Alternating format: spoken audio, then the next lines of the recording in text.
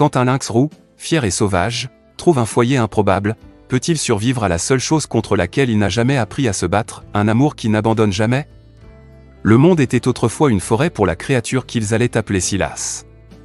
C'était un lynx roux, un murmure de muscles et d'instinct se déplaçant à travers les bois profonds des montagnes Blue Ridge. Pendant 3 ans, sa maison avait été un royaume d'ombre et d'odeur, une tapisserie tissée de l'odeur humide des feuilles en décomposition, du parfum âcre du pin et du parfum terreux du sol après la pluie. La brume emplissait les creux à l'aube comme une mer fantomatique, et le soleil de l'après-midi réchauffait les anciens rochers de granit où ils se couchaient, invisibles pour tous, sauf pour les faucons qui tournaient haut dans le ciel.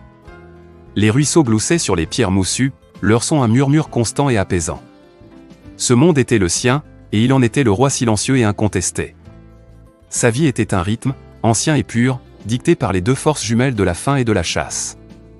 La chasse était une danse silencieuse, une discipline d'immobilité profonde suivie d'un éclair de vitesse mortelle. Il était un maître dans son article, il pouvait distinguer le bruissement d'un écureuil dans les feuilles sèches du murmure du vent. Il pouvait voir le battement de la queue blanche d'un lapin dans le crépuscule profond, un fantôme fugace qu'il pouvait intercepter d'un bond dévastateur. Il pouvait sentir une gélinote dans la brise bien avant que l'oiseau ne sache qu'il était observé. C'étaient les notes de la chanson de sa vie, et il les jouait avec une grâce svelte et puissante. Ses oreilles touffues, telles des antennes jumelles, captaient chaque son, et ses yeux pâles, d'un vert jaune, intense et omniscient, ne manquaient rien. Il connaissait la solitude, mais pas comme une tristesse. C'était simplement l'état d'être, aussi naturel que le vent dans les pins qui lui servait de seule compagnie constante, ou l'appel d'un hibou lointain qui était la voix de son unique voisin. Il avait pris une compagne une fois, une saison éphémère d'objectifs communs qui avait abouti à une portée de chatons. Il leur avait enseigné les voies de la chasse, l'art du silence, la géographie de leur territoire. Mais la femelle et les chatons grandissant avaient fini par partir, suivant la migration saisonnière des cerfs.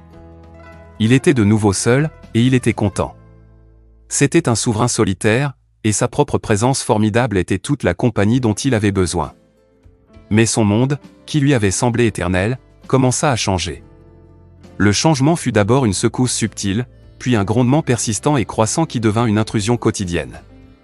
C'était le son des machines, de grandes bêtes de métal qui rongeaient les lisières de sa forêt avec des dents d'acier insatiables. L'odeur âcre et piquante du diesel commença à imprégner l'air, un brouillard chimique qui masquait les bonnes odeurs de la terre humide et des bêtes sauvages. De grands chênes, des sentinelles qui se dressaient depuis 100 ans, tombèrent avec des gémissements qui faisaient trembler la montagne jusqu'à son cœur. Chaque mois qui passait, ces terrains de chasse rétrécissaient. De nouvelles clôtures, faites de fils de fer brillants et tranchants, apparurent du jour au lendemain, coupant en deux ces anciens sentiers secrets. Les cerfs, sa source la plus fiable pour un grand repas, se firent rares, se retirant vers des terrains plus élevés et plus accidentés. Les lapins et les écureuils devinrent de plus en plus méfiants, leur sens aiguisé par le bruit et la perturbation constant. Ils devinrent plus difficiles à attraper, et ces chasses furent souvent infructueuses. Un été maigre céda la place à un hiver rigoureux. La neige arriva tôt et resta tard, une couverture belle et mortelle qui recouvrait tout d'un blanc immaculé et impitoyable. La chasse devint presque impossible. La neige profonde étouffait les bruits des proies et transformait sa traque silencieuse en une lutte maladroite et bruyante. La faim devint un œuf froid et serré dans son ventre, une douleur constante et rongeante. Il maigrit, les puissants muscles de ses jambes se transformant en une tension désespérée et filandreuse. Une nuit glaciale, sous un croissant de lune, son désespoir le mena à une route. Là, il se battit avec 2 coyotes pour la carcasse gelée d'un cerf heurté par une voiture. Il était plus féroce, un prédateur plus concentré, et il gagna, les chassant avec une rafale de grognements et de griffes. Mais il ne s'en sortit pas indemne. L'un des coyotes lui avait laissé une entaille profonde et déchiquetée à l'épaule. Dans la nature, une telle blessure était souvent une condamnation à mort. Elle ne guérit pas.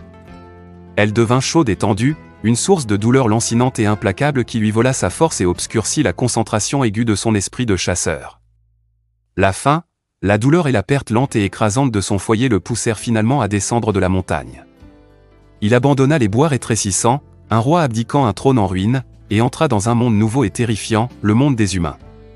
Il se déplaçait comme un fantôme, une lueur de fourrure tachetée dans les ombres profondes, se glissant à travers des jardins soignés et le long de rues endormies. Au pied des montagnes se trouvait une petite ville, un quadrillage de lumières et d'odeurs étranges et accablantes. Les odeurs étaient une tempête confuse et violente. Le charbon de bois persistant des barbecues de jardin, la morsure chimique et aiguë du chlore des piscines, l'haleine fétide des gaz d'échappement des voitures, et, plus puissamment, l'odeur des animaux domestiques, des chiens et des chats qui menaient des vies d'une facilité déconcertante. Il trouva un refuge sombre et sûr dans un buisson de forsythia épais et envahissant et commença à observer. Son attention fut attirée par une maison en particulier. Elle se trouvait à l'extrême lisière de la ville, sa pelouse manucurée rencontrant les bois sauvages en une ligne nette et abrupte. C'était une simple maison de plain-pied, peinte d'un vert tendre, avec un large porche accueillant. Un filet de fumée à l'odeur de carrier s'élevait d'une cheminée en pierre, un panache qui parlait de chaleur et de confort. Un couple plus âgé, Henri et Clara, y vivait. Il les observa pendant des semaines, un observateur silencieux et invisible. Il apprit leur rythme, qui était aussi lent et prévisible que le changement des saisons. Henri sortait chaque matin, ses mouvements lents et raides, pour aller chercher le journal au bout de l'allée. Clara s'occupait de ses mangeoires à oiseaux, sa voix un murmure doux et léger tandis qu'elle grondait les écureuils pilleurs. Il les regardait interagir avec leurs deux chiens, un golden retriever, vieux et calme avec une fourrure de la couleur du miel, et un beagle plus jeune et affairé, dont le nez était perpétuellement collé au sol. Il vit comment ils traitaient leurs animaux, une main douce sur une tête, un mot gentil, une gratouille derrière les oreilles. Il ne vit aucune colère, aucune menace, aucune violence soudaine. Quelque chose émanait de cette maison qui attira Silas, une force aussi puissante que la faim dans son ventre. C'était un sentiment de sécurité. Il y avait de la chaleur, visible dans la lumière dorée qui se déversait sur la pelouse chaque nuit. Il y avait de la nourriture, une odeur riche et tentante qu'il ne pouvait pas identifier mais qui lui mettait l'eau à la bouche. Et il y avait la paix, une paix tranquille et ordonnée qui contrastait vivement avec la lutte brutale et quotidienne de sa vie. La douleur dans son épaule s'aggrava. Une fièvre brûlait derrière ses yeux, faisant tanguer le monde. Il savait, avec la froide certitude d'une créature qui vit par son corps, qu'il ne survivrait pas une semaine de plus dans la nature. Les coyotes devenaient plus audacieux, leur hurlement se rapprochant chaque nuit, sentant sa faiblesse. Il était trop faible pour chasser, trop faible pour se battre, trop faible pour fuir. Un soir, alors qu'une pluie froide et misérable commençait à tomber, transformant le monde en une misère grise et glissante, il fit son choix. Ce n'était pas un choix né du courage ou de la curiosité. C'était un acte de pur et dernier désespoir. Il boita hors de la lisière des arbres, sa fourrure mouillée et emmêlée, un vestige pathétique de sa gloire passée. Il traversa la pelouse détrempée, chaque pas une secousse de feu dans son épaule. Le beagle, Pip, éclata en une alarme frénétique et aiguë. Le retriever, Gus, se leva et laissa échapper un grognement bas et sourd. Silas les ignora. Il marcha la tête aussi haute que sa force défaillante le lui permettait, monta les 3 marches du porche et atteignit la porte vitrée. Là, sur le paillasson, il s'effondra. Il était un morceau de nature sauvage, mouillé, tremblant et brisé, et il cherchait un abri. Il ferma les yeux et attendit. À l'intérieur, Clara leva les yeux de son tricot. « Henri, tu entends ça ?» Pip est dans tous ses états à propos de quelque chose. Henri baissa son journal. Probablement un autre raton laveur aux poubelles. Il se leva péniblement de son fauteuil, ses articulations craquant en protestation. Il se dirigea vers la porte et regarda à travers la vitre. Ses yeux s'écarquillèrent. « Clara, dit-il, sa voix un murmure stupéfait. Tu dois voir ça. » Là, sur leur paillasson, gisait une créature des bois profonds. Un lynx roux. Mais il ressemblait moins à un prédateur féroce qu'à une âme perdue implorant un sanctuaire. Ses yeux, bien que voilés par la douleur, brillaient d'une intensité fiévreuse. Son regard croisa celui d'Henri. En cet instant silencieux et strié de pluie, un accord étrange et tacite fut conclu, un pacte entre le sauvage et le domestique, entre le désespoir et la compassion.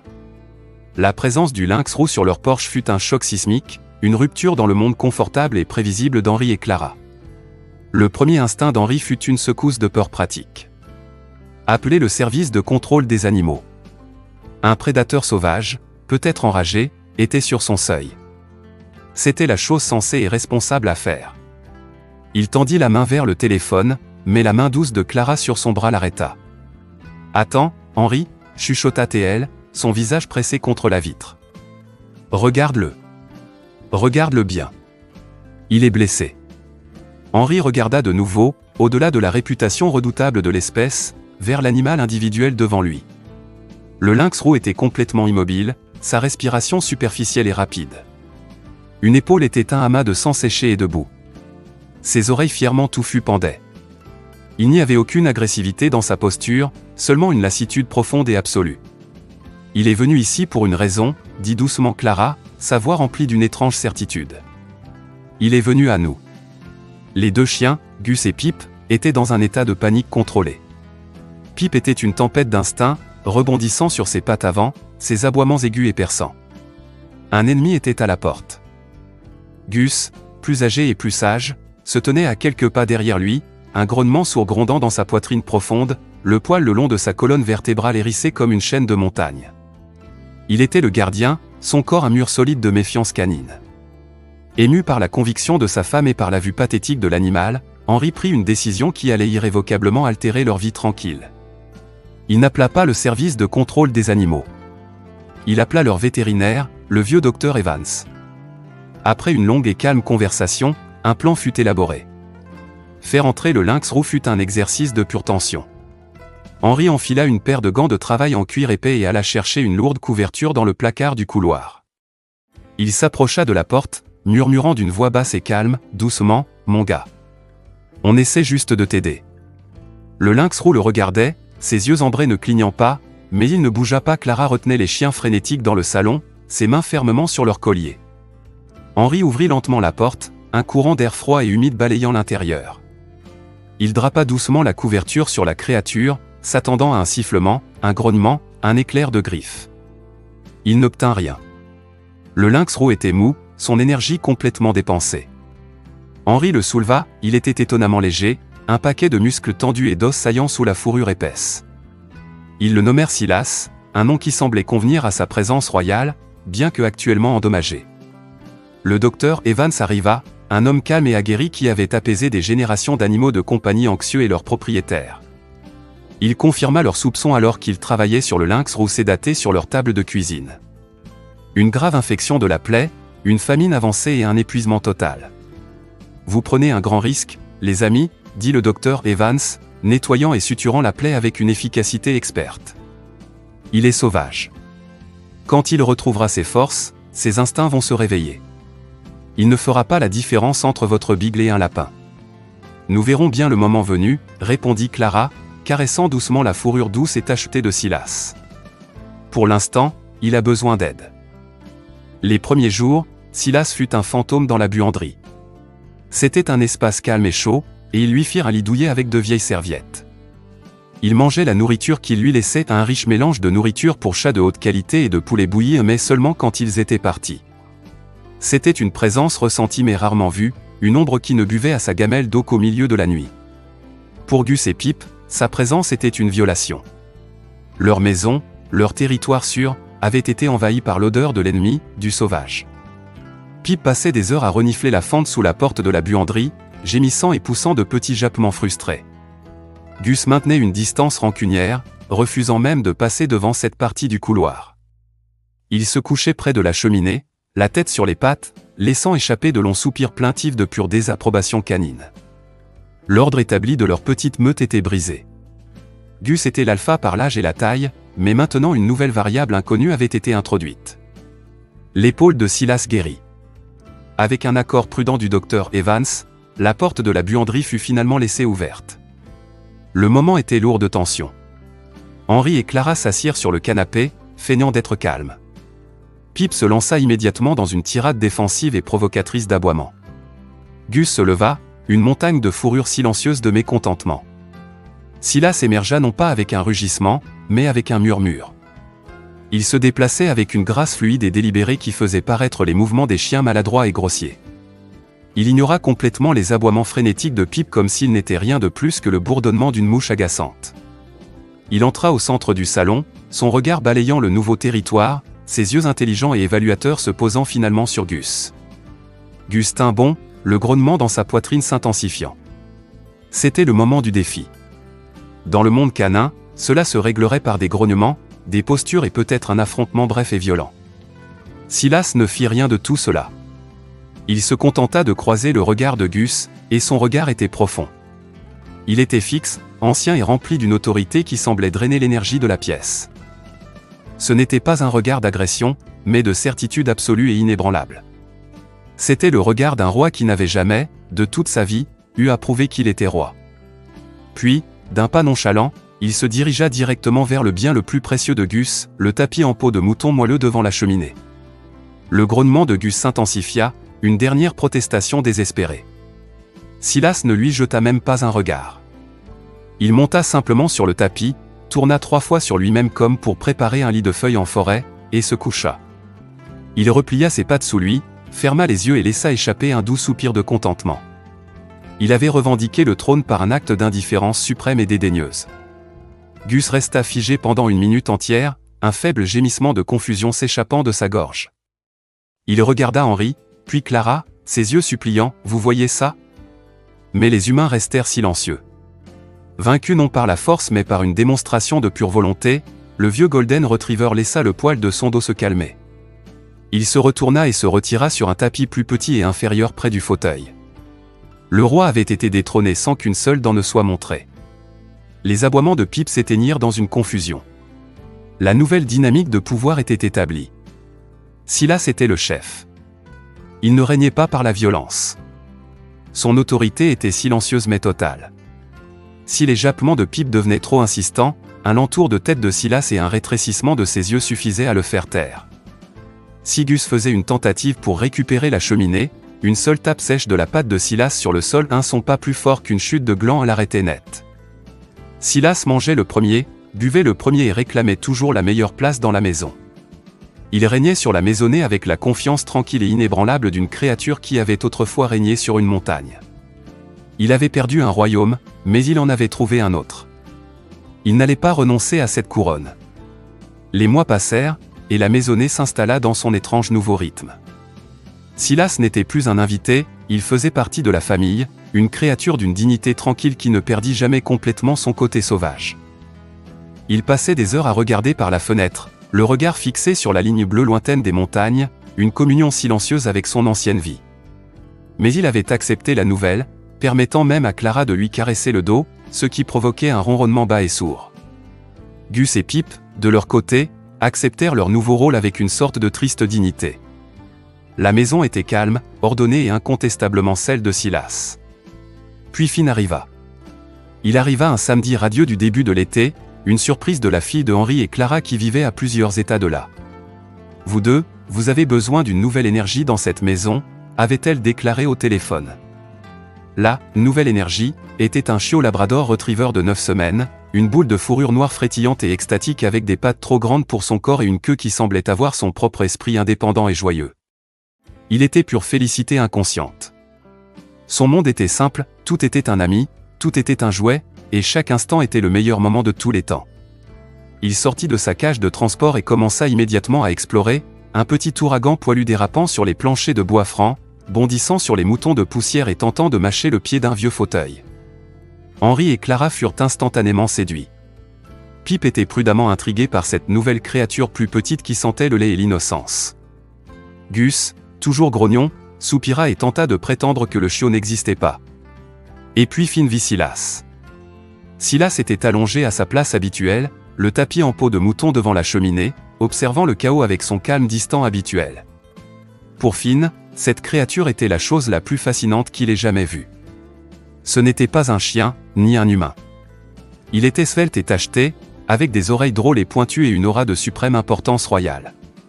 Le cerveau de chiot de Finn, non encombré par les concepts de prédateur, de proie ou d'étiquette interespèce, parvint à une seule conclusion inébranlable, c'est mon nouveau meilleur ami. La queue battant si fort que tout son corps se tortillait, Finn bondit vers la cheminée. Ouaf, jappait-il, une invitation enjouée et aiguë. Silas ouvrit un œil, considéra la boule de fourrure noire qui approchait avec une expression de profond dédain, puis le referma. Un renvoi clair et silencieux. Finn ne se découragea pas. Il dérapa pour s'arrêter juste avant le tapis, sa moitié avant s'effondrant dans une révérence de jeu, son arrière-train se trémoussant en l'air.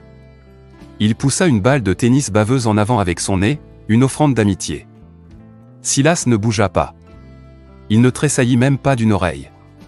Cette scène planta le décor du drame central de la maisonnée Thompson. Finn était amoureux, complètement et désespérément dévoué au lynx roustoïque. Silas, de son côté, considérait Finn comme quelque chose entre un insecte persistant et une violation flagrante de sa paix durement gagnée. Les journées de Finn tournaient désormais autour d'un unique objectif, conquérir Silas. Quand Silas dormait, Finn se glissait aussi près qu'il osait, s'allongeant juste au bord du tapis sacré en peau de mouton, soupirant joyeusement, content d'être simplement près de son idole. Quand Silas se dirigeait vers la gamelle d'eau, Finn trébuchait sur ses propres pattes pour le suivre, sa queue remuante heurtant les meubles au passage. Il essaya toutes les astuces de chiot de son arsenal. Il apporta à Silas ses jouets les plus couinants. Il tenta d'initier des jeux de poursuite. Il lécha le visage de Silas, un acte qui lui valut une retraite rapide et silencieuse du lynx roux, qui passait ensuite les 10 minutes suivantes à toiletter méticuleusement la bave de sa fourrure avec un air d'offense personnelle intense. La réponse de Silas fut une masterclass de résistance passive. Il ne blessa jamais le chiot, il ne siffla ni ne grogna jamais. Sa méthode était bien plus démoralisante, il l'ignorait tout simplement. Quand Finn approchait, Silas se levait avec une grâce liquide et s'éloignait. Il bondissait silencieusement sur le haut manteau de la cheminée, un perchoir bien au-delà de la portée du chiot, et le regardait de haut avec une froide indifférence. Il se retirait sous le bureau d'Henri, une grotte sombre et silencieuse où le chiot maladroit ne pouvait le suivre. Silas, qui avait affronté des coyotes et survécu à des blizzards, n'avait aucune défense contre ce flot incessant d'affection. L'agression serait inutile, c'était comme chasser la pluie. Il n'y avait aucune malice chez le chiot, seulement un océan d'amour infini et déconcertant. Et Silas trouvait cela profondément irritant. Le royaume tranquille qu'il s'était si soigneusement construit avait maintenant un bouffon de cour. Et le roi n'était pas amusé. Le tournant ne fut pas un événement unique et grandiose, mais une fonte lente, presque imperceptible, comme de la glace sous le faible soleil de printemps. Le long et froid hiver du rejet de Silas commença enfin à dégeler. Cela commença lors d'un blizzard qui ensevelit les Blue Ridge dans un profond silence, coupant la maison Thompson du monde. Lorsque le courant fut coupé, la maison fut plongée dans un silence sombre, éclairé par le feu, dépouillé du bourdonnement des appareils et de la lueur des écrans. Seul le crépitement des bûches dans la cheminée et le hurlement du vent restaient. Ce changement élémentaire affecta les animaux. Les chiens étaient soumis, restant près d'Henri et Clara. Silas, une silhouette tendue contre les flammes vacillantes, semblait se retirer dans une partie ancienne de lui-même, ses oreilles tressaillant à chaque rafale. Finn, habituellement un dynamo d'énergie, était déconcerté par la tempête. Il gémit et fit les 100 pas avant de finalement s'installer non pas dans son propre lit, mais sur le sol à quelques pas de la cheminée, aussi près de Silas qu'il osait. Pendant des heures, ils restèrent ainsi, deux êtres séparés partageant un petit cercle de chaleur contre la vaste obscurité orageuse. Normalement, Silas se serait déplacé. Mais face à cette vulnérabilité partagée, il resta. Il n'a pas reconnu le chien, mais surtout, il n'est pas parti. Pour Finn, la tolérance silencieuse de son idole était une victoire monumentale. Quelques jours plus tard vint la deuxième fissure dans la glace. Clara, préparant un ragoût, laissa tomber accidentellement un morceau de carotte crue. Finn, toujours opportuniste en matière de nourriture, bondit dessus. Mais au lieu de l'engloutir, il fit quelque chose d'extraordinaire. Il transporta la carotte couverte de bave dans le salon et la déposa juste devant Silas. Il recula ensuite et s'assit, observant avec une anticipation tremblante. C'était une autre offrande. Henri et Clara retinrent leur souffle. Silas fixa la carotte. Il la renifla. Il regarda Finn, qui était un portrait d'espoir frémissant. Puis, Silas fit quelque chose qui fit halter Clara. Il baissa la tête et donna à la carotte une seule et délicate léchouille. Il ne la mangea pas, il ne sembla même pas l'aimer. Mais il reconnut le cadeau. C'était un geste minuscule, une lueur de concession, mais il fit balayer le sol par la queue de Finn en de larges arcs joyeux. La véritable percée eut lieu une semaine plus tard, née d'un moment de crise induite par le chiot. Finn, maintenant plus grand mais non moins maladroit, jouait avec une balle de tennis près d'un porte-manteau antique ébranlant. Un bon mal jugé l'envoya s'écraser dedans. Le porte-manteau vacilla puis s'abattit avec un fracas énorme, emmêlant le pauvre labrador dans un tas de lourds manteaux d'hiver et d'écharpes. Finn paniqua. Coincé, confus et plongé dans l'obscurité, il se mit à japper, ses cris un mélange perçant de peur et de douleur. Gus et Pip accoururent, aboyant d'alarme mais ne sachant que faire. Henri et Clara se précipitèrent de la cuisine, mais quelqu'un d'autre arriva le premier. Silas somnolait sur le dossier du canapé. Au son de la détresse authentique de Finn, sa tête se redressa. D'un seul mouvement fluide, il sauta du canapé et bondit dans le couloir, se déplaçant non pas avec sa grâce distante habituelle, mais avec une urgence surprenante. Il évalua la scène pendant une fraction de seconde, puis agit. Il n'essaya pas de soulever les lourds manteaux, au lieu de cela, il commença à tirer et à déchirer une épaisse écharpe de laine enroulée étroitement autour du cou et de la patte de Finn. Il travailla avec l'intention concentrée et désespérée d'une créature libérant un parent piégé. Au moment où Henri et Clara arrivèrent, Silas avait réussi à desserrer l'écharpe suffisamment pour que Finn puisse libérer une patte. Henri souleva rapidement le reste des manteaux, et un Finn très penaud mais indemne se releva en se démenant. Le chiot se lança immédiatement dans une frénésie de l'échouille reconnaissante, sa peur oubliée. Mais ensuite, il se tourna vers Silas. Son approche était différente cette fois-ci, sobre, respectueuse. Il marcha lentement vers le lynx roux et lui donna une seule et douce léchouille sur le visage. Et cette fois, Silas ne recula pas. Il resta parfaitement immobile et le permit, semblant même se pencher vers le contact pendant une fraction de seconde. Puis, son devoir accompli, il se retourna et retourna à son tapis près du feu. Mais tout avait changé. Il avait entendu un appel à l'aide du chiot agaçant, et ses instincts les plus profonds non pas de prédateur ou de roi, mais de protecteur avaient pris le dessus. Le siège était terminé. Les murs de la forteresse s'étaient effondrés. Le roi avait finalement accepté son bouffon, pour découvrir que le bouffon était son plus loyal sujet, et son plus cher ami. À partir de ce jour, Silas et Finn furent inséparables. La vue d'eux ensemble devint la nouvelle et réconfortante normalité de la maisonnée Thompson. Le tapis en peau de mouton n'était plus un trône solitaire mais un espace partagé, le grand corps dégingandé de Finn souvent enroulé autour de celui plus petit et plus svelte de Silas, un yin et yang de fourrure noire et tachetée. Ce qui avait commencé comme une tolérance réticente de la part de Silas s'épanouit en une affection visible. Le matin, Finn poussait doucement le lynx roux avec son nez, et Silas, au lieu de se retirer, s'étirait et saluait le chien avec un léger soufflement, un bruit que Henri et Clara n'avaient jamais entendu auparavant. Le toilettage, autrefois une source de profonde offense, devint un rituel. Silas léchait méticuleusement la fourrure sur le crâne de Finn et entre ses oreilles tombantes avec le même soin qu'il accorderait à l'un de ses propres chatons. Leur jeu était une danse subtile et merveilleuse, selon les termes de Silas. Il tapotait légèrement la queue de Finn avec une patte douce puis s'élançait, menant une douce poursuite autour des meubles que le labrador maladroit et aimant le laissait toujours gagner. Même Gus et Pip semblaient respecter la nouvelle alliance. Le roi incontesté de la maisonnée avait maintenant un premier ministre, un labrador dévoué et un peu nigaud qui semblait n'exister que pour être près de lui. Qui aurait pu croire ça, dit Clara un soir, levant les yeux de son livre. Silas et Finn dormaient sur leur tapis, les pattes de Finn tressaillant dans une poursuite de rêve, Silas blotti contre son ventre. Un lynx roux sauvage et un labrador un peu nigaud. Ce chiot n'a jamais renoncé à lui, songeait Henri. Il a continué à l'aimer. Peut-être y a-t-il une leçon à en tirer. L'affection implacable et inconditionnelle de Finn avait fait ce qu'aucune quantité de nourriture ou de chaleur n'aurait pu faire. Elle avait percé l'armure du cœur sauvage de Silas, lui rappelant une connexion qu'il pensait avoir perdue pour toujours. Ce que Silas avait d'abord vu comme une nuisance s'était révélé être la chose même qui lui manquait. Il n'avait pas su comment échapper à l'amour du chiot, maintenant, il ne pouvait imaginer comment il avait pu vivre sans. Les années passèrent. La fourrure noire autour du museau de Finn grisonna. Silas, lui aussi, montrait la grâce de l'âge, ses mouvements encore plus délibérés. Leur lien ne fit que se renforcer, s'installant dans une compréhension confortable et tacite qui était le fondement de la maisonnée. Un après-midi d'automne vif, Clara était assise sur la balançoire du porche, les regardant.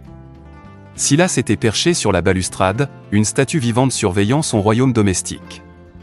Finn était allongé sur la marche supérieure en dessous de lui, la tête penchée, regardant Silas avec la même douce adoration qu'il avait eue en tant que chiot.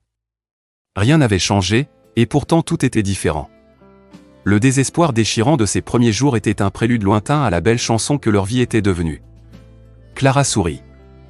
La famille, pensa-t-elle, ce n'est pas toujours une question de lignée ou d'espèce. Parfois, la famille est celui qui se présente blessé et perdu à votre porte. Et parfois, c'est celui qui reste, qui aime obstinément et sans relâche, et qui, par la pure force d'un cœur inébranlable, bouleverse votre monde entier de la manière la plus merveilleuse qui soit. Silas tourna la tête, ses oreilles touffues captant le son de son soupir. Il la regarda, puis baissa les yeux sur Finn, toujours vigilant. Il cligna lentement des yeux, un geste de profond contentement. Il était venu en ce lieu chercher refuge contre un monde hostile. Et dans le plus improbable des compagnons, il avait trouvé sa paix. Le roi sauvage avait été capturé, non par une cage, mais par un amour si pur et si simple qu'il lui avait appris une nouvelle langue, le langage silencieux et réconfortant du foyer.